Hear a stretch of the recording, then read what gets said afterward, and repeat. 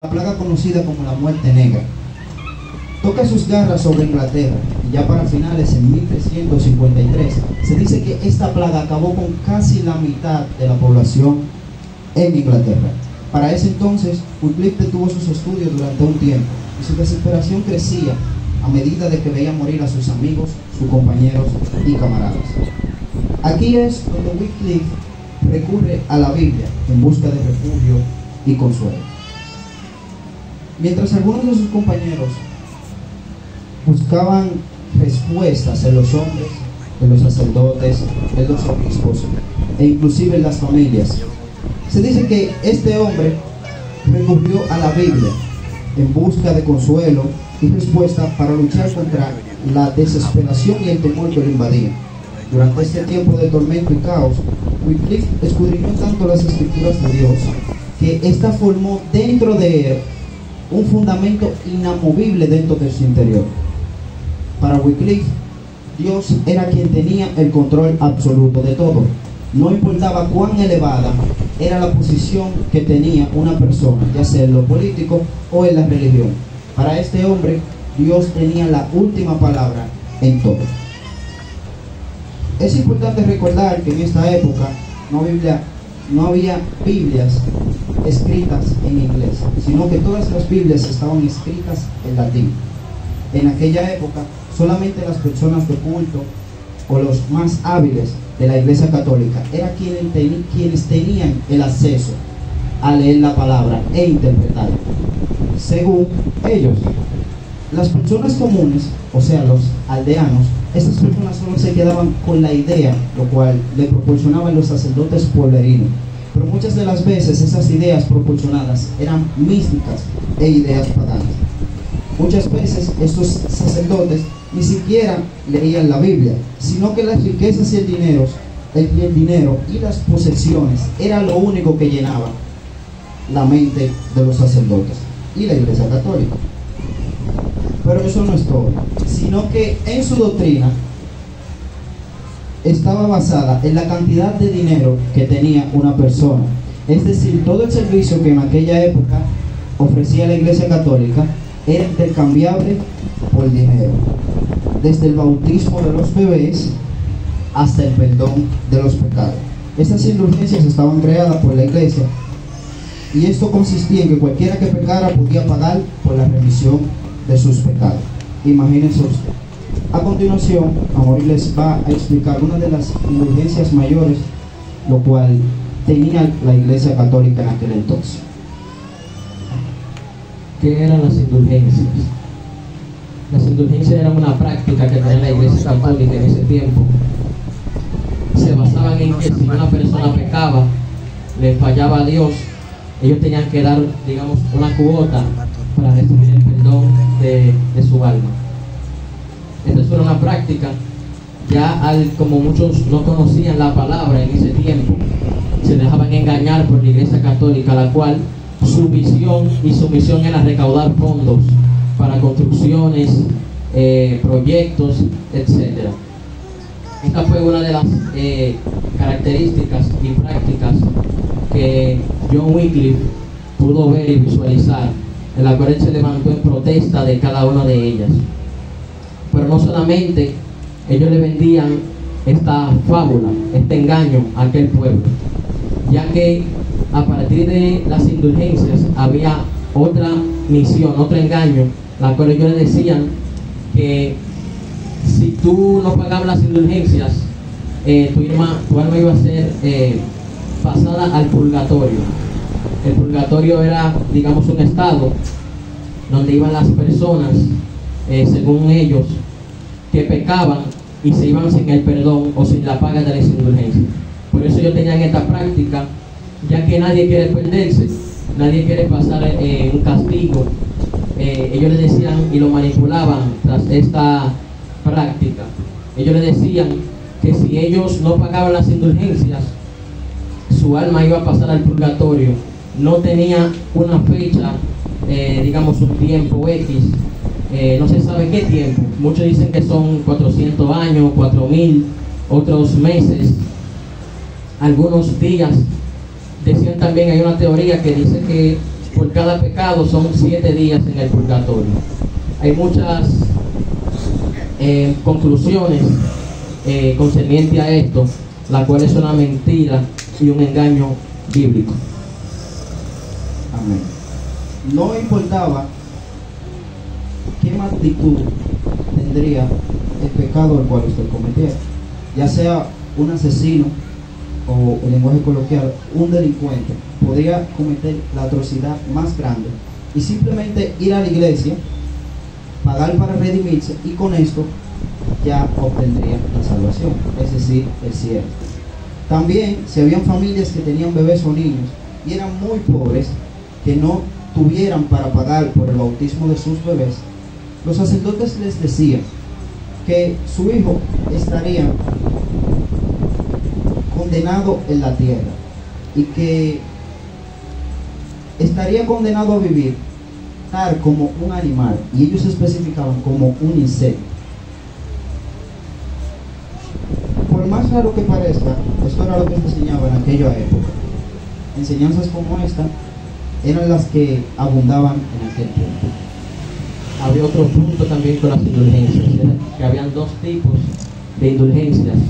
Una de ellas era un tipo de indulgencia que pagaban todos tus pecados. Tu alma, si tú pagabas esa indulgencia, tú no ibas a pasar al purgatorio, sino que ibas a ir directo al cielo, sin pasar el castigo. Había otra indulgencia, otro tipo de indulgencia, que era que tú pagabas un pecado por día. No se podía pagar las indulgencias, y que, un ejemplo, suponer, pequé ahora, pagué, pequé ahorita, pagué, no se podía. Esta era uno de los tipos de indulgencia también que se practicaban, pero al pasar el tiempo fueron evolucionando, dejaron algunas prácticas o tipos. Ya ahora, actualmente se utilizan lo que son las indulgencias, ya son pagas. ¿Con qué?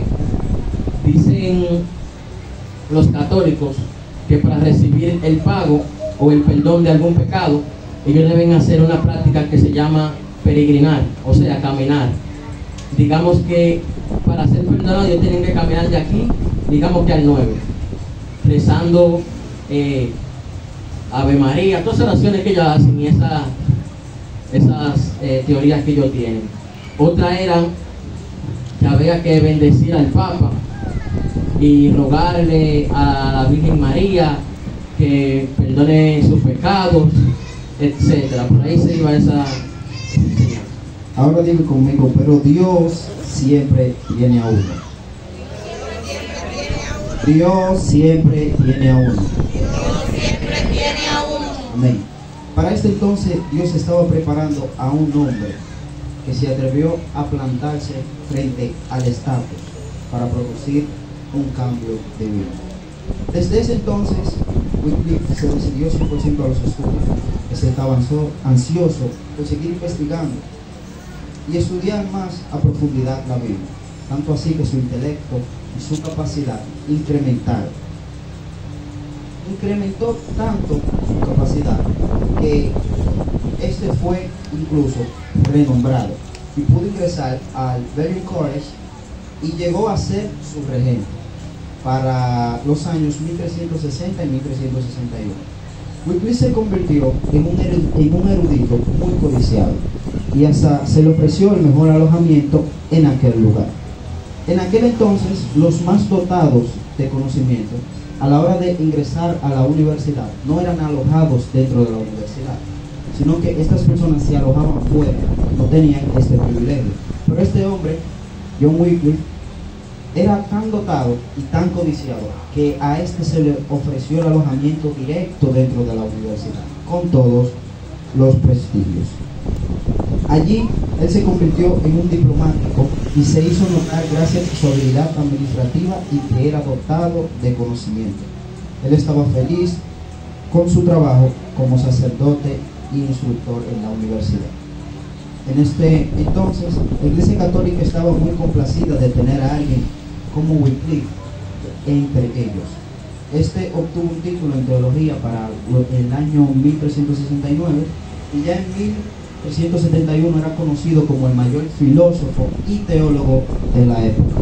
En 1372, este recibe su anhelado doctorado, lo cual celebró con mucha alegría. Pero es aquí donde las cosas cambian, y es que Wycliffe abre los ojos ante la corrupción de la Iglesia Católica. Pese a que Wycliffe era alguien dotado con un compuesto de la Iglesia Católica, no se puede obviar que había sido un oscuro sacerdote. Pero es aquí donde las cosas cambian, y es que nuevamente soplaron los vientos de entre la disputa que había sobre quién realmente debía gobernar el pueblo. Y es que en aquel entonces no había un solo señor, lo cual gobernaba el pueblo, sino que habían dos. Había un rey y estaba la Iglesia Católica. El momento indicado llegó cuando el Papa se levanta a cobrar su renta anual al rey Eduardo III. Y es aquí donde Wycliffe da un paso adelante y dice que no pueden haber dos señores que reinaran momentáneamente una tierra, que debían decidirse que Ricardo iba a ser el rey o el Papa era el rey, a lo que el pueblo se decidió por Ricardo. Wycliffe entendía que el gobierno era quien debía encargarse de lo social y lo político, y que la iglesia Católica solo debía encargarse de los temas espirituales. Aquí Wycliffe estaba muy disgustado con la iglesia, ya que él sabía que la Iglesia Católica tenía un solo objetivo: el dinero, el poder y las riquezas. Al él saber esto, su ansiedad por exponerlos crecía cada vez más. Wycliffe decía que todas las cosas pertenecían a Dios, y los hombres solo podían merecerlas si estos vivían libres de pecado.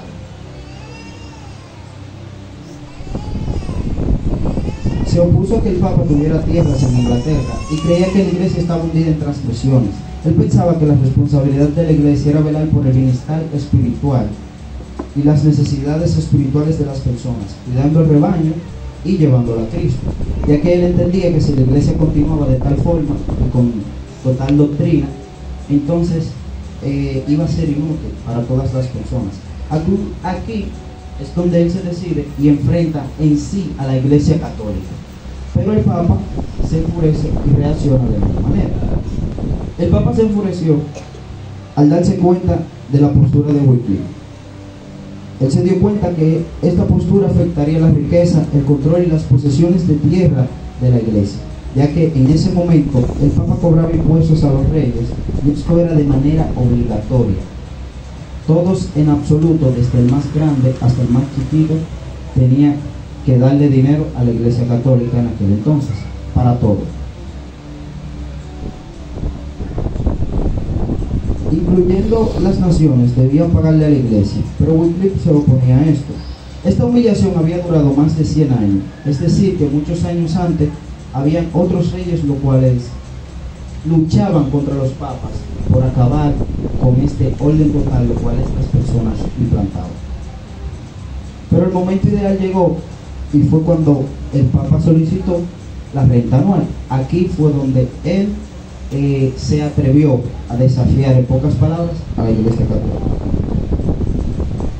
La postura de Wycliffe a favor del rey Eduardo III le ayudó mucho, ya que gracias a esto fue elegido como representante de la corona en las negociaciones del rey y el Papa. Estas negociaciones nunca llegaron a un acuerdo, porque la Iglesia Católica en ese entonces no era como que iba a ceder. Él podía exponerlos, pero, o sea, Wycliffe podía exponer la Iglesia Católica y todo lo malo que estaba en ellos, pero a ellos no les importaba. Los católicos solo tenían un norte y un objetivo, y este objetivo de ellos era simplemente las riquezas y el poder. Wycliffe se convirtió en el consejero religioso del rico John de Gaulle, quien se había convertido en la figura más importante y poderosa en el siglo XIV. Este justo, con el rey, era quien guardaban a Wycliffe, ya que la Iglesia Católica deseaba causarle daños físicos, es decir, por una verdad, lo cual este hombre estaba exponiendo al público. Ya estaban buscando la manera incluso de causarle daños físicos. El punto fuerte de Wycliffe era su fidelidad a la Biblia. Al leerla y estudiarla, obtuvo mayor conocimiento y mejor comprensión de lo que decía la palabra de Dios. y eso se convirtió en su revelación personal. Aquí quiero explicarles que no importa la Biblia que usted tenga, puede ser la más cara, la más barata, de nada le vale si no la lee.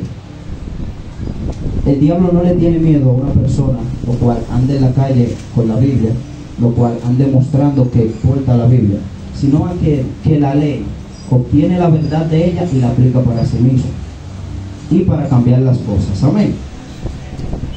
La revelación de la palabra hizo que Wycliffe se diera cuenta de que todo el control de la Iglesia Católica estaba muy mal, ya que este sistema religioso había sido formulado solo para adquirir dinero, poder y control. Wycliffe entendió que si había alguno que estaba bien preparado para enfrentar ese sistema, ese era él. Entonces empezó, y como aquí es donde él empieza y se pone a pensar en cómo es que él va a contraatacar el sistema de la Iglesia Católica, ya que si exponía todo el engaño de una vez por todas, se iba a armar un caos. Así que él decidió exponer las falacias heréticas poco a poco. En 1376 comenzó a escribir, lo cual escribió 4 tratados donde declaraba que los asuntos civiles debían estar bajo el poder del rey, no de la iglesia, y que los asuntos de la iglesia era el bienestar espiritual. Este entendía que ningún sacerdote debía tener por puesto o trabajo en lo civil, y que el rey debía darle trabajo a quien él quisiera y remover también a quienes quisiera, porque la Iglesia Católica prácticamente tenía el control absoluto de todo. Había un rey, pues, pero era como que si no había un rey, ya que el trabajo del rey es encargarse de lo político, lo civil y lo social, pero ni el mismo rey era quien se encargaba de eso, sino que la misma Iglesia Católica se ocupaba tanto de los asuntos religiosos como de los asuntos que iban por fuera. Ese fue el primer paso, el primer movimiento que hizo Wycliffe. En cambio, el Papa no se quedó tranquilo ante este movimiento de Wycliffe, por lo que solicitó la intervención de William Courtenay, lo cual este era otro obispo de otra ciudad. Es decir, el Papa que gobernaba en aquella época solicita ayuda de otra nación para contrarrestar la verdad, lo cual este hombre está exponiendo. Courtenay era un famoso y prestigioso obispo de Londres. Este hombre, que tenía aún más ambición que el Papa actual, llegó con el objetivo de vengarse, y esta venganza iba dirigida directamente a John Wycliffe. Aquí es donde Wycliffe es acusado de herejía por este obispo. Fue entonces, para febrero del 1377, que Courtenay ordenó a Wycliffe que se presentara en Londres para responder a cargos por herejía. Este hombre, lo cual expone la verdad de Cristo y de lo que realmente dice la palabra, ya es acusado de herejía, es decir, de falsedades. Wycliffe apareció en la corte escoltado por John de Gaulle y 4 monjes de la Universidad de Oxford. Los contrarios estaban a la espera de Wycliffe, a lo que éste llegó, y fue descrito como una figura alta, delgada, cubierta con una capa ligera de color negro, con un cinto alrededor del cuerpo, la cara adornada con una barba larga, es decir, en pocas palabras, un Amaury pero con barba. ¿Comprende? Y con un manto negro. Dios mío, qué misterio. Exacto. El ambiente estaba tenso y cargado de energía. Se acumuló una gran multitud, tanto así que el acusado y los contrincantes tenían que pasar de entre las personas a empujones. Es decir, había tanta gente como que esperando a saber en qué iba a parar las cosas, ya que nadie se había atrevido a desafiar la autoridad o el sistema de la Iglesia Católica. Los dos bandos empezaron a vociferarse, lo cual conllevó a una riña, debido a que Gaón decía que Wycliffe debía estar sentado. El líder que acompañaba a John Wycliffe decía que durante el juicio este debía estar sentado, mas Courtenay decía que no, que él debía estar en pie. Esto hizo que se armara una trifulca entre ambos bandos, por lo que el juicio no se pudo llevar a cabo, y ambos bandos tuvieron que huir debido a las amenazas. A excepción de Wycliffe, que este sale de la corte de forma muy tranquila, nadie lo tocó y en paz. Wycliffe volvió al silencio en Oxford mientras las calles estaban en total caos. Inmediatamente la voz se regó que los monjes escucharon que el juicio donde acusaban a Wycliffe había fracasado, a lo que intervino el Papa Gregorio VI. Este tomó la situación en sus manos y arrojó cartas citando que los escritos de Wycliffe tenían 18 errores. Este Papa estaba criticando el liderazgo de Wycliffe y a todos los que lo rodeaban. Es decir, no solo era en una parte o en un solo país que la Iglesia Católica tenía esa corrupción, sino que acabamos de ver ya donde van 3 obispos, los cuales se unen para detener a este hombre de 3 diferentes ciudades. Este decía que por negligencia ellos dejaron que brote la cizaña entre el trigo y que peor aún se multiplicara. Ya a Wycliffe lo tildaban de cizaña entre todo el trigo. A lo que lanzó su amenaza diciendo que si no silenciaban a Wycliffe, las consecuencias serían que sus almas correrían peligro y que toda la fe ortodoxa se corrompería. Él alegaba que si la universidad no se deshacía de Wycliffe, entonces ya no recibiría el apoyo de la Iglesia Católica. A pesar de las amenazas, Oxford siguió apoyando a John Wycliffe y dijo que las proposiciones a Wycliffe atribuidas, aunque no sonaran bien, no eran erróneas. En pocas palabras, la universidad responde a este Papa diciéndole: la verdad les está doliendo. Ellos sabían que el Papa se sentía avergonzado y amenazado por las acusaciones de Wycliffe. Esto conllevó a que Wycliffe nuevamente sea citado a otra corte tiempo después. Cuando es citado a esta corte, Wycliffe acepta el desafío y respondió a la convocatoria. De pie ante una multitud de sacerdotes y obispos, Courtenay empieza a detallar los errores de Wycliffe, pero Wycliffe se quedó callado y dijo: niego que el Papa tenga derecho alguno a dominio político, que tenga cualquier tipo de dominio civil perpetuo y que pueda calificar o descalificar simplemente por medio de sus bulas, es decir, las cartas. La postura de Wycliffe era tan impresionante que dejó casi anonadado al mismo tribunal. Cabe destacar que en esta época nadie había tenido la valentía de enfrentar a la Iglesia. Aquí es donde los aldeanos se preguntaban cómo iba a responder la Iglesia Católica ante las verdades que estaba exponiendo este hombre. Aquí todos se preguntaban qué hará la Iglesia Católica, pero la pregunta que más rondaba era sobre el valor el cual este hombre tenía para enfrentar a todo un sistema por simplemente descubrir la verdad de esto. Los sacerdotes no sabían cómo responder a las acusaciones. No les quedó de otra que responder furiosos y con gritos. Joan de Kent, la reina madre, intervino y dijo que no le emitieran sentencia a Wycliffe, por lo que todos quedaron asombrados al ver esta reacción. La Iglesia Católica no tenía idea de qué hacer con Wycliffe y esos ordenaron y le prohibieron que dejara de predicar.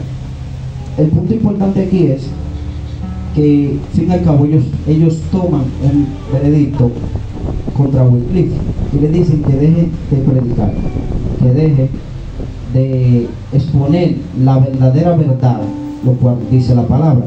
A lo que Wycliffe sí se dio y hizo silencio, mas este respondió diciendo que callaron su boca pero no su lápiz, es decir, de alguna u otra forma él iba a exponer la verdad.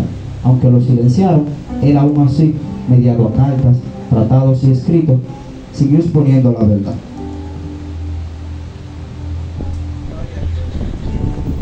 Tampoco lo hicieron su grupo, un grupo que Wycliffe formó de evangelistas, a los cuales llamó los sacerdotes pobres, grupo el cual él instruyó y preparó personalmente. Estas personas tenían la misión de ir a los campos, predicar donde quisieran escucharlos. Esos sacerdotes eran pobres y vivían apartados de riquezas. Los sacerdotes pobres eran personas sencillas y vestían de forma humilde. Algunos eran ordenados y otros laicos. Así que podían ir a donde mayor era la necesidad. Los sacerdotes de la Iglesia Católica le enseñaban a la gente sobre historia para entretener al pueblo directamente. Y si le preguntaban algún tema teológico, estas personas respondían en el momento lo que más bien le parecían, porque realmente ellos no leían la Biblia tal cual estaba, sino que las personas le preguntaban el significado sobre algo, podemos decir, y ellos prácticamente se lo inventaban en el momento, pero que sea a su conveniencia la respuesta. Estos hombres evangélicos que estaban preparados por Wycliffe fueron por toda Inglaterra denunciando los abusos de la Iglesia Católica y enseñando una sana doctrina bíblica en el idioma natal. El problema era que como la Biblia no estaba escrita en el idioma natal, las personas eran manipuladas por la Iglesia Católica. Es decir, si algo que tú no conoces, pero yo lo sé, yo voy y te lo explico, tú me vas a creer, porque tú lo desconoces. Quien te lo está explicando soy yo, porque yo soy quien está profesando que sé, pero la Iglesia Católica en realidad no sabía nada. Wycliffe siguió descubriendo nuevas verdades, por lo que el Espíritu Santo era quien dirigía esta situación. Para 1370 había una gran confusión entre los católicos de dónde debía estar el Papa. La disputa era sobre dónde debía estar situado el Vaticano en aquel entonces. Desde entonces la Iglesia Católica creía que las herejías de Wycliffe le habían causado la inquietud al pueblo, porque los había contaminado con sus doctrinas y había confundido sus mentes. Debido a esto, la sede papal se dividió y duró un buen tiempo dividida. Dada la tensión que había, Wycliffe quedó casi ignorado, pese a que lo culpaban por sus doctrinas. Ya que él estaba fuera de la vista pública, siguió investigando, a lo que aprovechó y lanzó un tratado con el cual rompió los esquemas. Aquí las cosas se tornan un poquito diferentes. Y es que en este tratado él decía que solo la Biblia contiene la verdad para la vida y las doctrinas cristianas. Los católicos sostenían que todas las doctrinas tenían que venir directamente de ellos. Es decir, lo que ellos imponían, eso era lo que usted debía hacer. Es decir, no había doctrina. Mas este hombre aparece diciendo que todas las doctrinas verdaderamente salían de aquí. Él decía que todos debían tener acceso a la palabra de Dios y que no debía haber excepción alguna. No todos tenían el privilegio de acceder a leer la palabra, sino aquellas personas los cuales pertenecían a la Iglesia Católica.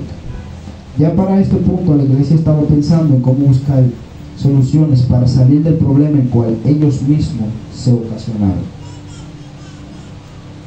Aquí es donde Wycliffe empieza a atacar y lanza directamente su respuesta a la transustanciación.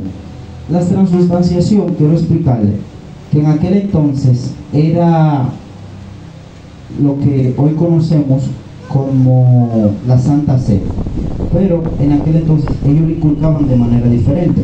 A la hora de realizar la Santa Cena, estas personas le decían a la gente que el pan y el vino eran directamente el cuerpo de Cristo y la sangre de Cristo. Ahora mismo nosotros, cuando celebramos la Santa Cena, sabemos que Cristo está con el pan y está con el vino, pero no está de manera directa en el pan y el vino. Ellos lo que le decían a las personas, que el pan se convertía realmente en un pedazo de carne, o sea, directamente en el cuerpo de Cristo, y que el vino realmente se convertía en sangre y que era la sangre de Cristo. Él entendía que esto era antibíblico y que Cristo estaba con el vino y el pan, pero que no se convertía de manera directa en esto. En 1380 se reúne un grupo de 12 doctores, los cuales pensaban actuar en contra de John Wycliffe. Entre esos 12 hubieron 7 que terminaron en contra, más 5 de estos doctores terminaron a favor. Estos 5 decían que no había por qué culparlo y que él era inocente. Wycliffe estaba en la facultad de teología cuando fueron a dictarle la sentencia y Cuando fueron a dictarle el veredicto, él trató de apelar, pero fue ignorado por el rey. Ya para esta fecha, Wycliffe se apartó nuevamente de la vista pública y se tuvo que despojar de todas las comodidades. Es decir, de estar en la cima prácticamente, él vuelve nuevamente al lodo. Pero es necesario que nosotros perezcamos en ciertos momentos para que ahí sea que llegue la revelación de Dios a nuestras vidas y podamos hacer lo que verdaderamente Dios quiere que hagamos. Amén. Cuando este hombre se despoja ya de todas las riquezas y de todo lo que poseía, dice que aquí es donde llega la revelación de Dios a su vida, de él traducir la palabra. Dice que él, al conjunto de dos amigos, tradujeron la Biblia. Aquí él traduce el Nuevo Testamento y junto a dos amigos que tenía, tradujo el Antiguo Testamento. Ya para finales de 1384 le da su primer ataque de embolia, es decir, se le formaban coágulos en su cuerpo y esto impedía que él obtuviera el oxígeno de manera normal. Su segundo ataque de embolia se produce en diciembre de 1384 y es aquí donde él pierde la facultad para hablar y moverse. Cuando obtiene ese ataque, 3 días después, él fallece. Un año antes de esto, hubo un hito que marcó un antes y un después, y fue que el rey Eduardo II se casó con la reina de Bohemia y se unieron dos países. En cambio, los estudiantes de Bohemia podían ir a cursar estudios a Oxford, es decir, a otro país. Allí estas personas obtuvieron los escritos de Wycliffe, ya que los estaban tratando como de desaparecer, y cuando esto obtiene los escritos se lo llevan a otros países y allí es donde estos escritos se esparcen, tales como John Hus fueron quienes obtuvieron estos escritos. John Hus fue otro reformador, lo cual expondrá mi hermanita Mariela, y tales como lo fue Martín Lutero. Ya después de su muerte, los sacerdotes y la Iglesia Católica buscaba el cómo deshacerse aún de sus huesos, porque querían desaparecer todo lo que tuviera que ver con el nombre de John Wycliffe. Se dice que sus huesos, luego de 30 años de haber muerto, sus huesos fueron quemados y arrojados a un río. La enseñanza, lo cual me deja esta historia, yo quiero leérsela porque la escribí de tanta cosa que era, pero la voy a resumir para ser breve. La ciencia del conocimiento y la palabra. En la Edad Media el conocimiento estaba secuestrado por la élite religiosa y académica. Solo unos pocos tenían acceso a la Biblia en latín, mientras que el pueblo vivía en ignorancia. Desde la epistemología, Wycliffe demostró que el conocimiento no debe ser un monopolio de unos pocos, sino patrimonio de todos. Él aplicó el principio que hoy reconocemos en la ciencia moderna, la demostración del conocimiento. Así es como la ciencia, los descubrimientos deben tener publicados accesibles. Wycliffe proclamó que la Biblia debía ser leída por todos en su propio idioma. La palabra de Dios no es solo para expertos, sino que es para el más grande, el más pequeño, para el más rico, el más pobre, no importante. Lo que hoy sembramos en la verdad, aunque parezca pequeño, mañana puede ser una chispa que transforme generaciones. No se desespere por si hoy usted no ve que su ministerio quizá está fluyendo, o las cosas que usted espera que estén fluyendo. Pues quizá hoy usted no ve los frutos, pero mañana será cuando todos serán testigos de la glorificación y la manifestación de Dios en sus vidas. La palabra de Dios es científica y espiritual, y tiene la misma naturaleza de la luz y nada puede detenerla. Puedes apagar el mensajero, pero nunca podrás apagar el mensaje. Denle un aplauso a Dios. La persona que continúa por aquí.